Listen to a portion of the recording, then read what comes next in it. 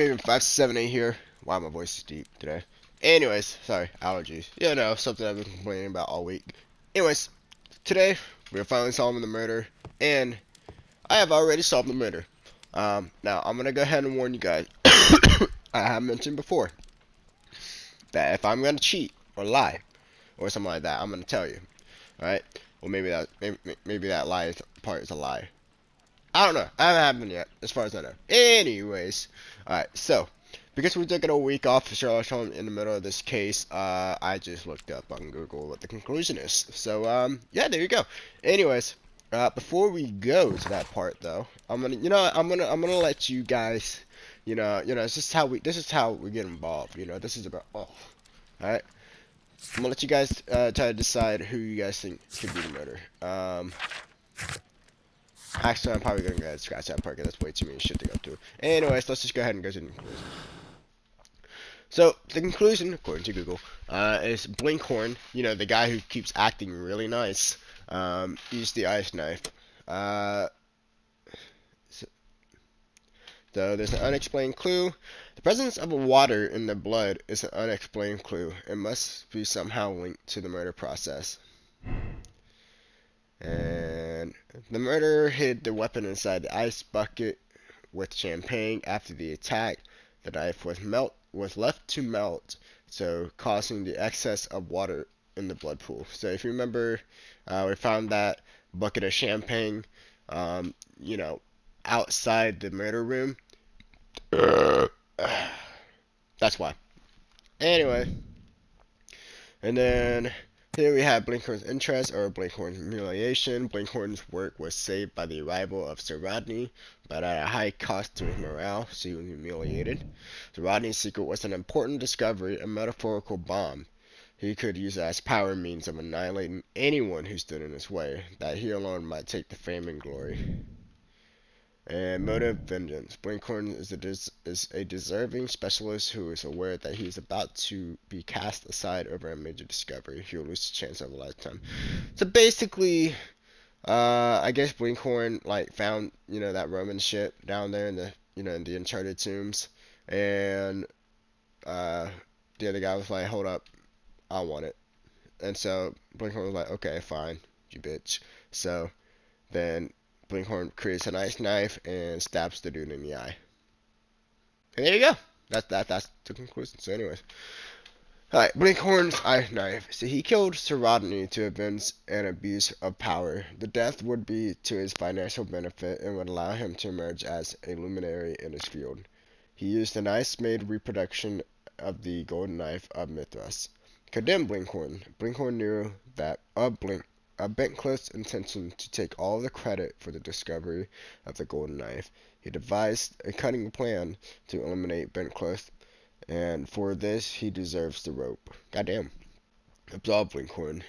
He devoted his life to discovering the golden knife, and the credit was about to be stolen by Bencliffe. If he had been given if he had been given the opportunity, to claim ownership of his discovery, he would not have killed Bencliffe. Okay.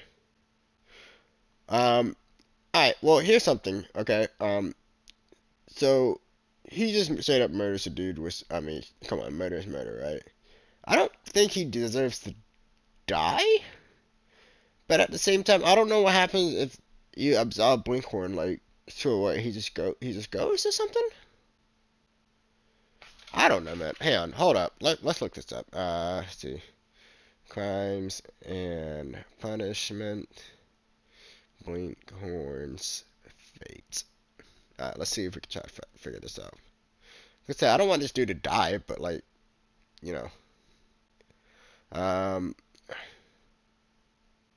shit, it's not telling me. Well, I don't want this guy to get away with it either. So, all right, let's just find out what happens. All right, so I went ahead and said absolve Blinkhorn. So, again, don't want him to get away with it, but I don't want him to die. That's a little hardcore, man. Mr. Holmes, what happened? This. Is that the golden knife? How? I also like to dig, you see, Mr. Blinkhorn. One never knows what one might find. Occasionally, remarkable rarities, such as this. The thrill of the discovery, and one's own enhanced reputation. Wouldn't you agree? Well, are you suggesting that... I am not suggesting anything. I know. You found the knife. You are an intelligent man. The ghost knife shall remain one of the most ingenious constructions I have seen in my career, I do assure you.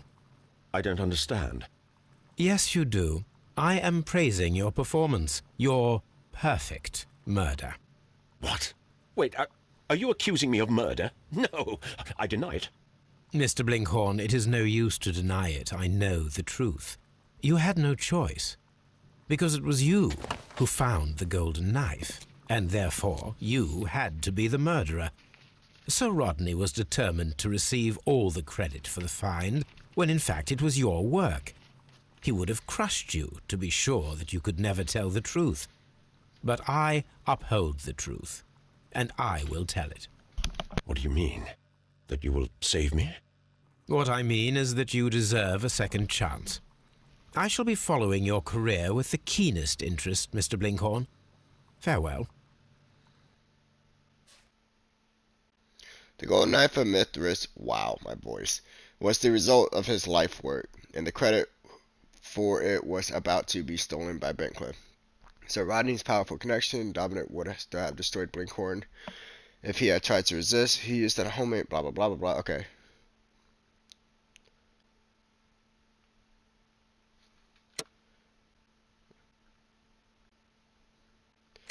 Alright, screw it. Let's just check the other ending. Because like I said, like it seems like this guy gets away, but he gets away with murder. You bastard devs. At least give me a chance to put him in jail. Give me 3 choices, not just 2. Alright.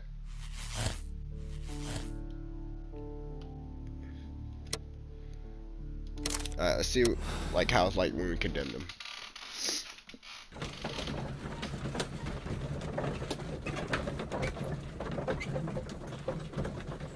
I just realized Sherlock has look at that. Look, Sherlock's books. He's actually going over the case notes. That's pretty good detail. I'm feeling rather uncomfortable. Why have I been put into these cuffs? I fear that you had better get used to them, Mr. Blinkhorn. They are your reward for the murder of Sir Rodney Bentcliffe. What? No, that's a lie. It is regrettable, for you are a talented archaeologist. I will request that you are placed in a prison where you are unable to dig an escape tunnel. That is, of course, if they decide that you shall live. The consulting detective who salutes your intelligence in performing the perfect crime, yes, but also the gentleman who detests your motivation. You know nothing. You wish to be the one who would reveal this to the world. Is that the golden knife? How? I also like to dig, you see. I only followed your trail. Such a pity that there is always someone willing to steal your credit, wouldn't you say? And there was the chance of a lifetime. You had to take it. It was not to be shared. But now I am here, and there is no one who will stop the tread of justice, Mr. Blinkhorn. Goodbye. Alright, that was fucking savage. Alright, well, there you go. That's the other ending. So, you know what, fuck it. We're just gonna accept the decision. Because, like, once again, like, you know, hey, it is hella smart for a guy to use an ice weapon in a steam room to find, you know, after finding, it's the perfect murder. That's what you want to say. It's the perfect murder. But then again, I don't want this guy to leave. I don't want this guy to get away with it, you know? So fuck that. So let's fuck it. We're starting a new chapter.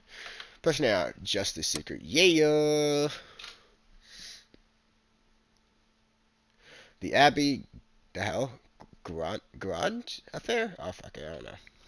Alright. The game is afoot, not a word. Into your clothes and come.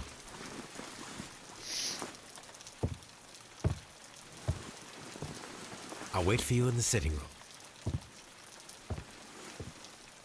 I've just received a note from Inspector Lestrade, a letter from the suburbs.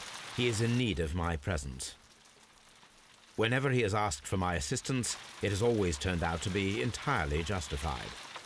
I fancy that every one of his cases has found its way into your collection. Yes, they all seem worthy of...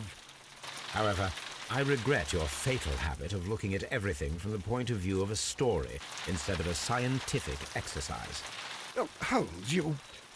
I beg your pardon, I digress. It would be much better to examine this letter than to try to convince you. Ugh. I really wish I didn't do that. Alright. The letter is on the table, Holmes. You should take a look. Actually, hang on, let's see what happened to my boy. What's his name? Pickhorn or something like that? I don't remember. Oh, it's Blinkhorn. Duh. I don't know what the hell I got Pickhorn from. Alright. A colossal scandal in high society. The well-known and remarkable archaeologist, the pride of our nation, Sir Rodney Bencliffe, has been found murdered. The crime took place at the Roman Bath and Strand Lane.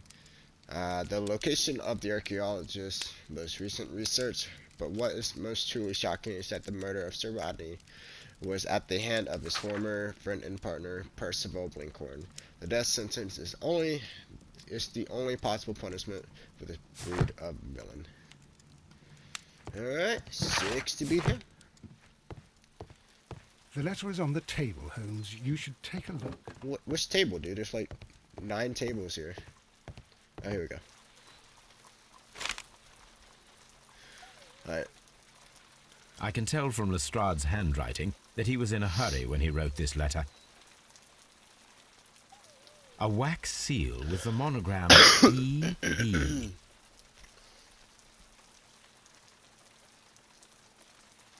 The Brackenstall family coat of arms.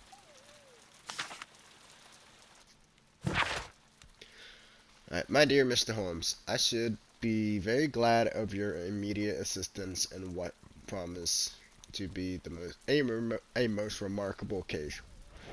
It is something quite in your line. Except for releasing the lady, I will see that everything is kept exactly as I found it, but I beg you not to lose an instant, as it is difficult to leave Sir... I'm not even trying to say that name. There. Yours faithfully, Inspector Lestrade. Oh my god. Stupid side assist. Let me read. So, what is it, Holmes? Promising, as always. It appears to be a case of murder. So you believe that Sir Eustace is dead? I should say so. Lestrade wouldn't have sent for me for less. His writing shows considerable agitation, and he is not an emotional man. These people belong to high society. The quality of the writing paper, the EB monogram, their coat of arms. The crime was committed before midnight. Holmes, how can you possibly tell? Well, it is all thanks to Lestrade. He wrote his letter at 3:30 in the morning. Imagine the chain of events before that. The local police had to be called in.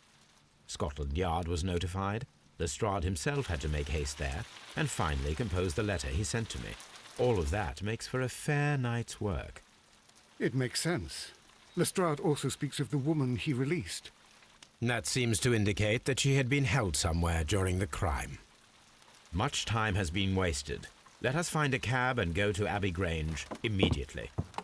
I live in hope of an interesting morning. That boy's ready to work.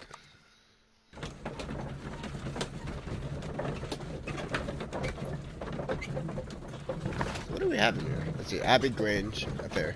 Holmes received an urgent late-night summons from Inspector Lestrade. Something is wrong at the Abbey Grange. It appears to be a case of murder. Alright. And so we're there to investigate it.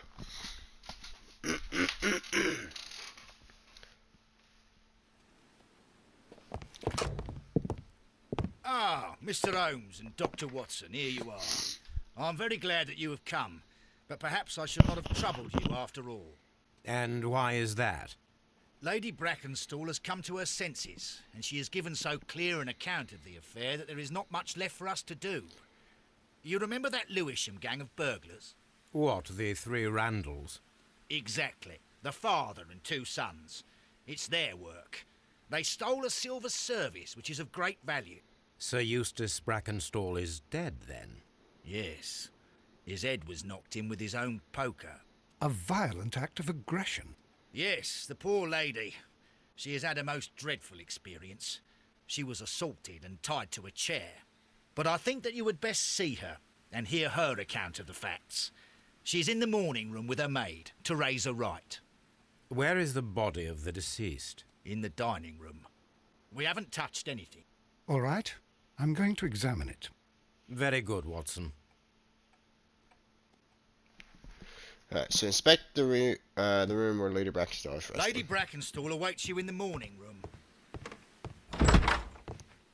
Sup, bitches? Ladies, allow me to introduce myself. My name is Sherlock Holmes. I'm assisting Inspector Lestrade in this investigation. Mr. Holmes, I am the wife of Sir Eustace Brackenstall. We were married only a year ago. I am sorry for your loss. Please accept my deepest condolences. I suppose that it is no use my attempting to conceal that our marriage has not been a happy one. I fear that all would tell you that, even if I were to attempt to deny it. Damn, you got fucked up. Fresh bruises.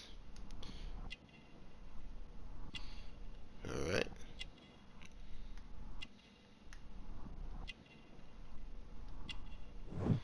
Pale cheeks. Gold brooch. Kangaroo and emu. Australian origin.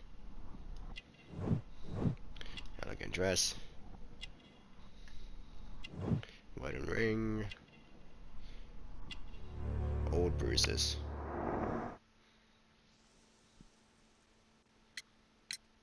You mentioned that your marriage was not a happy one.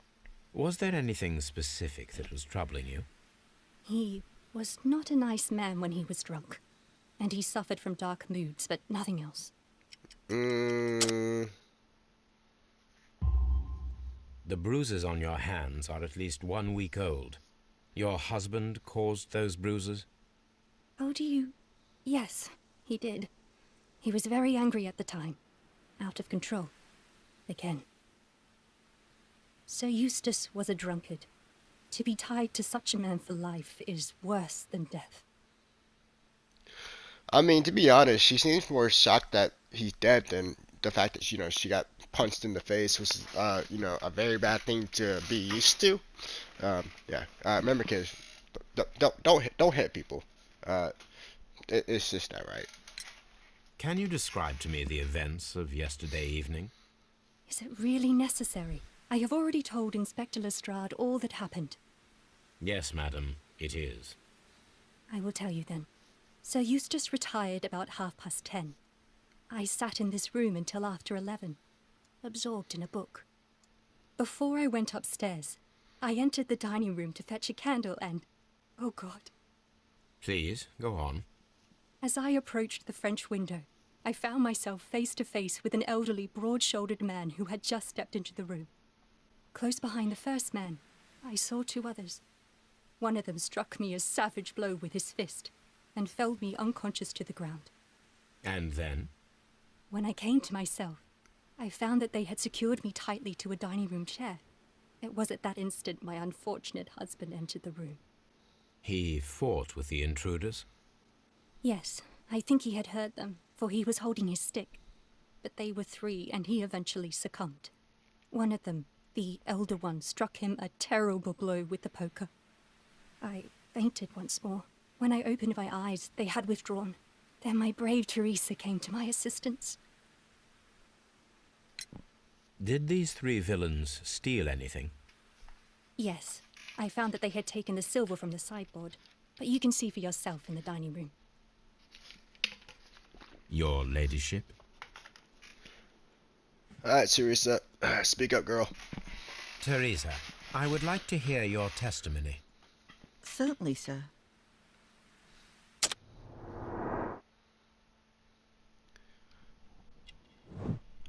wrinkles.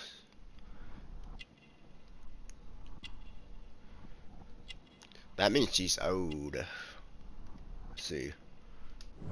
Handkerchief. Vinegar smell. Resuscitation. Caring. Oh, there it is. Coffee stain. Interesting. Oh, there's another one there too.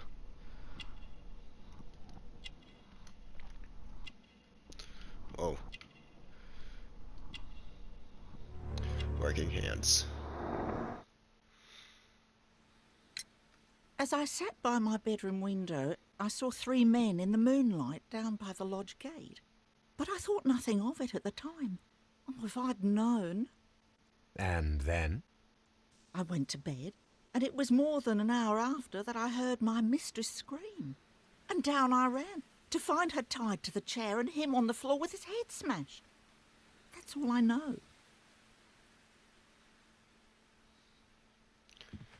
Alright. Didn't really get a lot of information there, but whatever. See, before we go into detective mode, let's look around a bit more. This photograph of Lady Brackenstall and her maid Teresa was taken at a port, but which one?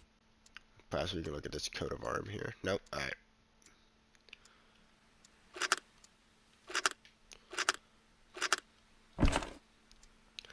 Rock of Gibraltar, Adelaide, 1893. So the lady and her maid came from Australia a year and a half ago on this ship.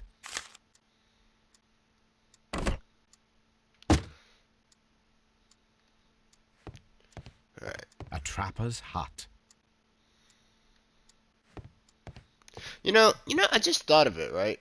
So, I think so far in this game, they have referenced, like, actual, like, cases that you play throughout the Sherlock Holmes game series, like, in this game. I kind of wonder if they do Easter eggs, too.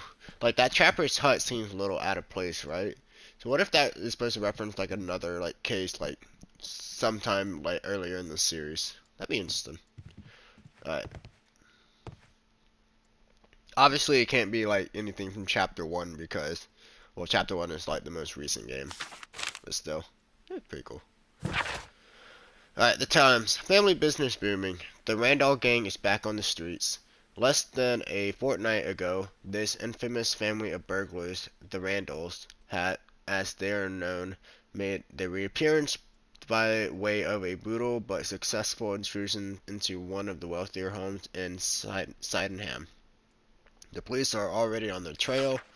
However, the details of the crimes are being kept confidential, including that of the names of the victim. A witness was able to provide a precise description of all 3 men, and this will surely give the police a chance to complete their profile on this family of delinquents. We would take the liberty of reminding our esteemed readers about this highly dangerous band and to provide the full description as it is available at this moment. Sorry. The gang has been in business for some considerable time, being a family of 3. A father and his 2 sons. The elder, Jack Randall, is a man in his 40s and already gray-haired. While of average height and build, being the mastermind behind the burglaries, he retains control over his sons, both of whom are close in age, but very different in appearance.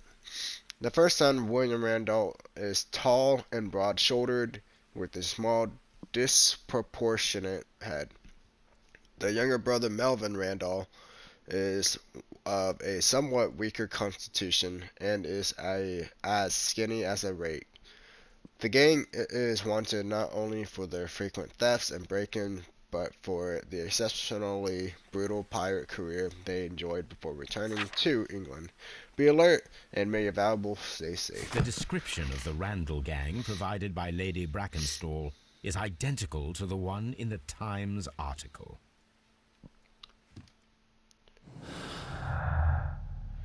Right.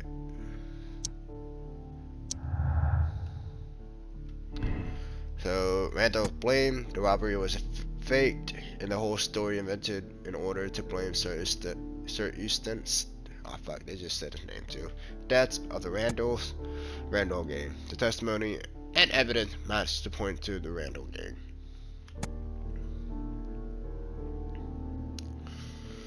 For right now, we don't have any evidence that this was like somebody probably dressing up as the Randalls to, you know, point the evidence towards them. So we'll go ahead and stick with the Randall gang for now.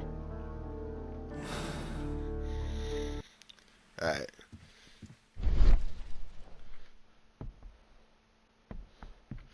Ah, what is this? These scratches are most definitely made by the picture frame.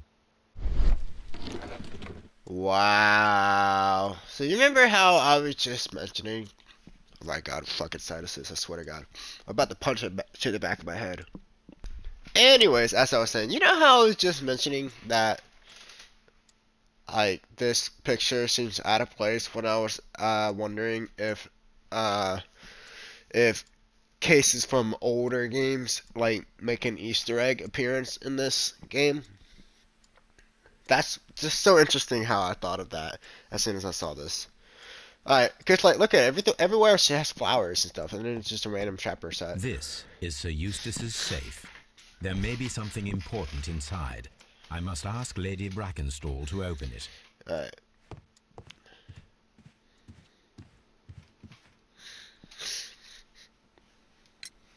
Lady Brackenstall, could you open this wall safe? No, it is my husband's safe. I do not know the combination. We have to open it. Your ladyship? Alright. I think I've discovered everything in this room.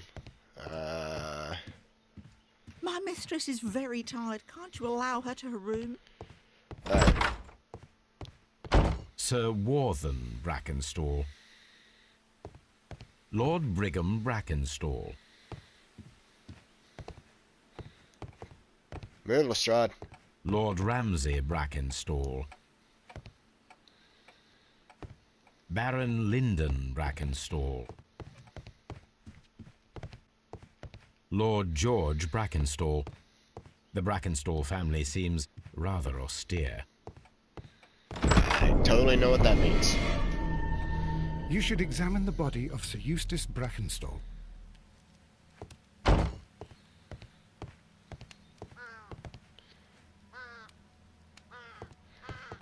Alright. You know what? I hate to leave this on such a cliffhanger, but since we're about to reach the 30-minute mark, and my sinuses are like really starting to act up right now, because it keeps wanting to go where my mouth is. Ah! Alright. I'm gonna go ahead and end the episode here. Hopefully, hopefully tomorrow my sinuses won't be as much of a deuce to this being right now. And, yeah. So, thanks so much for watching, and, guys, peace out on me. Sorry, I don't really know how anything else to say, so, later.